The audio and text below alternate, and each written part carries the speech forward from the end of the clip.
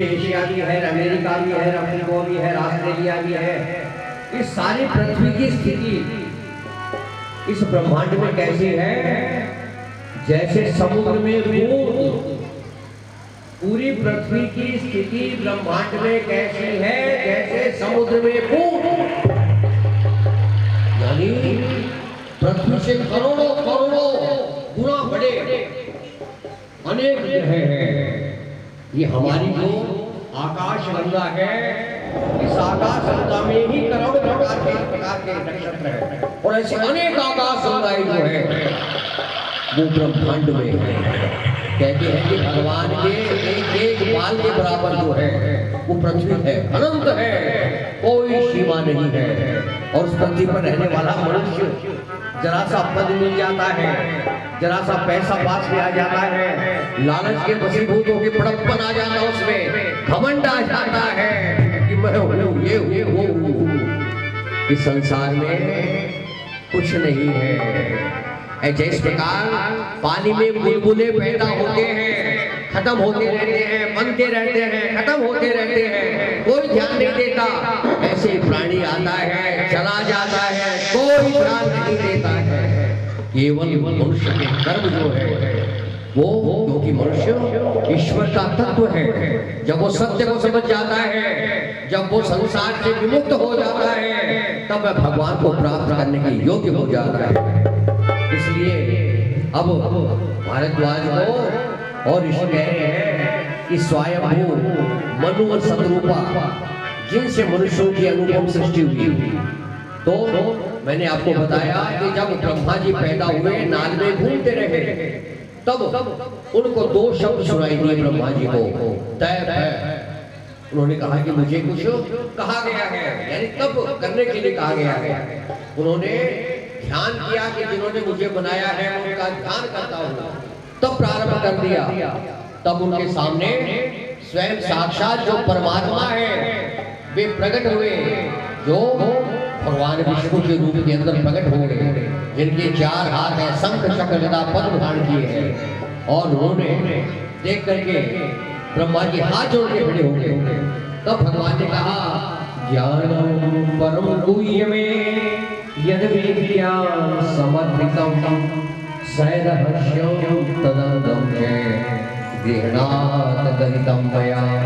हे ब्रह्मा, मैं तुमको वो ज्ञान दे रहा हूँ जिसको कोई नहीं जानता, जो अनेक विज्ञान से परिपूर्ण है, रहस्यों से परिपूर्ण है, तुम सुनो।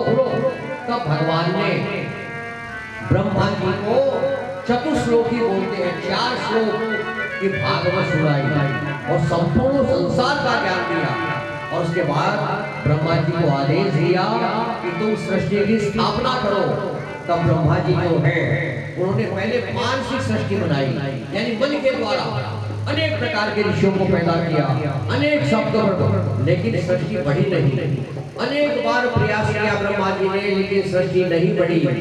तब उनको आभास हुआ और उन्होंने पहली जो एक स्त्री और पुरुष के रूप में, यानी स्वयं मनु और सतरूपा के रूप में पुरुष स्त्री का जोड़ा बनाया, जिनके द्वारा संपूर्ण अब जो है मैथिली सृष्टि प्रारंभ हुई। और इस सृष्टि के द्वारा मनु सतरूपा के अनेक पुत्र और पुत्रियां पैदा हुई, जिनके अनेक पुत्र बैठते गए और ये संसार फैलता गया। उन मनु सतरूपा की कथा मैं आपको बता रहा हूँ। जब स्वयं मनु और उनकी पत्नी सतरूपा, उन्होंने भगवान की आराधना की और भगवान की आराधना की, भगवान प्रसन्न हो गए। उनके उत्तानपाद पुत्र हुए, जिनके हरिभक्त दुर्जी पैदा हुए। पुनः उनकी एक पुत्री थी जिनका नाम देहुति था। देहुति सतरूपा की पुत्री थी, जो कर्दम मुनि की प्यारी भक्ति हुई और जिन्होंने आदिदेव जो भगवान है उनका उनके गर्भ से पैदा हुए। और इस प्रकार उनके मन के अंदर विषय वैराग्य पैदा हो गया। अब क्या हुआ कि महाराजा मनु और सतरूपा ने अपने पुत्र जो है उत्तानपाद को राज्य देकर के स्वयं वन में चले गए। माताओं, हमारे पुराणों में जितने भी बड़े बड़े राजाओं की कहानी आई है, कथा आई है, उसके अंदर सब लोग चौथी अवस्था आने पर, यानी 4 अवस्थाएं हैं जीवन की, ऐसा माना जाता है कि मनुष्य की उम्र 100 वर्ष है। यदि मनुष्य कोई गलत आचरण नहीं करे, शुद्ध आहार विहार करे। आजकल तो मानसिक परेशानियां इतनी बढ़ गई है कि सबके मानसिक रोग हो गए हैं। ये हार्ट की, डायबिटीज, ये सारी की सारी मानसिक बीमारियां हैं। ये शरीर की कम है, मन के द्वारा ज्यादा बीमारियां होती हैं। तो मनुष्य की उम्र कितनी बताई गई है? 100 वर्ष। 100 वर्ष के अंदर 4 अवस्थाएं बताई गई है। पहली है ब्रह्मचर्य, दूसरी है गृहस्थाश्रम, तीसरी है वानप्रस्थाश्रम और चौथी है संन्यास आश्रम। यानी पहले 25 वर्ष जो है मनुष्य को संसार का ज्ञान करना चाहिए, ब्रह्मचर्य व्रत का पालन करना चाहिए, सब प्रकार का अध्ययन अध्यापन करना चाहिए। पहले हमारे यहाँ जो ऋषि मुनि होते थे उनके आश्रम चलते थे। उन आश्रमों में सब प्रकार की शिक्षा दी जाती थी। उन आश्रमों के अंदर संपूर्ण वेद वेदांत भी, और ये भी कि मनुष्य जो है कहां से आया। देखिए इस संसार में 3 प्रश्न के यदि उत्तर कोई जानता है, 3 प्रश्नों का उत्तर यदि कोई व्यक्ति जानता है, उसे कुछ भी जानने की आवश्यकता नहीं है। तो 3 प्रश्न क्या है? पहला प्रश्न है मैं कौन हूं। पहला प्रश्न क्या है? मैं कौन हूं। दूसरा प्रश्न है मैं कहां से आया हूं, और तीसरा प्रश्न है मैं कहां जाऊंगा। जो कोई व्यक्ति इन 3 प्रश्नों के उत्तर जानता है, उसे कुछ भी जानने की आवश्यकता नहीं है। इस सृष्टि के अंदर कोई भी ऐसा धर्म नहीं है, केवल और केवल एक सनातन धर्म ही ऐसा धर्म है जिसके पुराण और वेद बताते हैं कि मनुष्य कहां से आया है, उसे कहां जाना है और वो कौन है।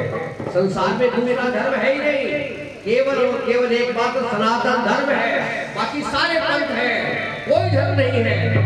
क्योंकि सनातन धर्म की माताओं परिभाषा क्या है? हमारा जो धर्म है उसका क्या नाम है? जोर से बोलिए, हमारे धर्म का नाम क्या है?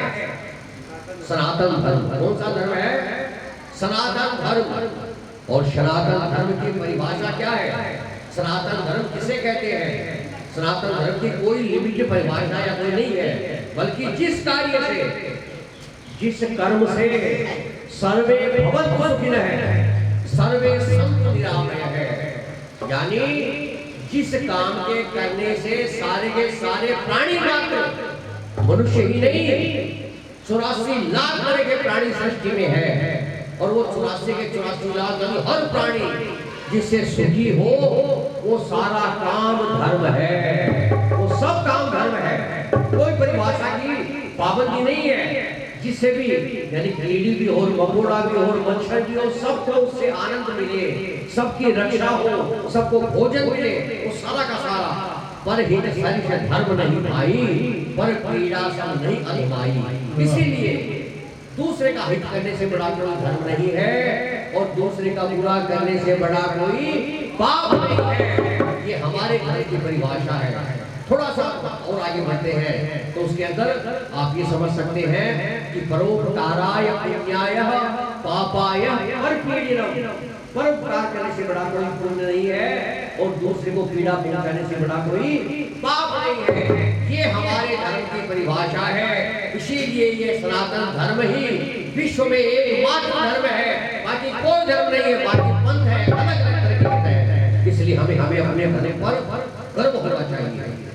हमारे कितने वेद हैं? 4 वेद हैं। क्या नाम है वेदों के? ऋग्वेद, यजुर्वेद, सामवेद, अथर्ववेद। इन वेदों की व्याख्या करने के लिए उपनिषदें हैं, इन्हीं के लिए ब्राह्मण ग्रंथ बनाए गए हैं, इन्हीं के लिए पुराण है। पुराण कितने हैं? 18 पुराण हैं। उन सब की रचना व्यास भगवान ने की है।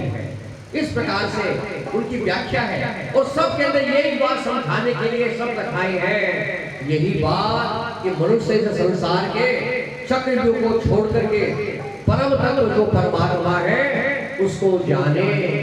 इसलिए मैंने आपको बताया कि 4 अवस्थाएं हैं: ब्रह्मचर्य आश्रम, गृहस्थाश्रम, वानप्रस्थाश्रम और संन्यास आश्रम। तो जितनी भी कथाएं पुराणों में है या अन्य ग्रंथों में है। चौथी अवस्था आने पर जितने भी बड़े बड़े राजा हुए हैं, जिनके नाम से आवाज नहीं हुई, पृथ्वी कंपायमान होती थी, यानी पृथ्वी कांपती थी, वे भी चौथी अवस्था आने पर सब कुछ छोड़ करके, राजपाट छोड़ करके, स्त्री पुत्र छोड़ करके सब वन में चले जाते हैं। इसलिए क्योंकि अंत में भगवान के पास ही जाना है। इसलिए माताओं, जब सारी की सारी और अपने दायित्व पूरा कर लो, बच्चों को विवाह हो जाए, सारा काम पूरा हो जाए, तो फिर अंतिम की चाबी बहू को सौंप देनी चाहिए। लेकिन आजकल बहुएं भी कई गड़बड़ कर देती है, इसलिए वो ध्यान रखने की भी आवश्यकता पड़े लग रही है, क्योंकि समय का चक्र बड़ा है। कहने का मतलब ये है कि जब चौथी अवस्था आ जाए, सारे दायित्व पूरे हो जाए, तब मनुष्य को चाहिए कि वह भगवान के स्मरण में लीन हो जाए। यानी 70-75 की अवस्था के बाद में सब कुछ का परित्याग करके, सारा पहले गृहस्थाश्रम में ये मेरा परिवार छोटा सा है, ये मेरे माता है, पिता है, बहन है, भाई है, पुत्र है, और फिर वानप्रस्थ जब हो जाए, वानप्रस्थ का मतलब पहले तो वन में चले जाते थे, पति पत्नी जो है वन में चले जाते थे, वहां पर छोटी सी कुटिया बना करके भगवान का आश्रय लेते थे, शुद्ध जो है गाय पाल करके दूध पीते थे और भगवान का भजन करते थे। आज भी यदि कोई व्यक्ति 50 साल का 45 साल का हो जाए और जिसके मन में कोई चिंता फिक्र नहीं हो और वह गाय का दूध पिए, भगवान का स्मरण करे, तो कोई बीमारी नहीं होगी, कोई बीमारी नहीं हो सकती है। वैसा इसलिए होता है क्योंकि हम चक्रव्यूह को छोड़ते ही नहीं है, अंटी की चाबी भी नहीं छूटती है, और ये तेरा मेरा भी नहीं छूटता है, और ये धन दौलत का चक्रव्यूह भी नहीं छूटता है। होना ये चाहिए कि छोड़ना पड़ेगा, जबरदस्ती छोड़ना पड़ेगा। कोई साथ लेकर के एक रत्ती भर भी सामान नहीं जाता, आते हैं तब है और जाते हैं खुले हाथ दिखा करके जाते हैं कि भैया कुछ नहीं छोड़ के जा रहा हूँ। इसलिए मनुष्य को चाहिए, ये संसार दायित्व निर्वहन के लिए है, हमारे दायित्व है, माता पिता के प्रति है, बहन भाई के प्रति है, समाज के प्रति है, पशु पक्षी के प्रति है, सबके दायित्व का निर्वहन करो, सबकी सेवा करो, लेकिन प्रेम केवल एकमात्र ईश्वर जो आत्म तत्व के रूप में सदैव हृदय के अंदर सर्व साक्षी चैतन्य के रूप में परमात्मा बैठा हुआ है, उसको कभी हम याद नहीं करते। वो पहले भी था, करोड़ों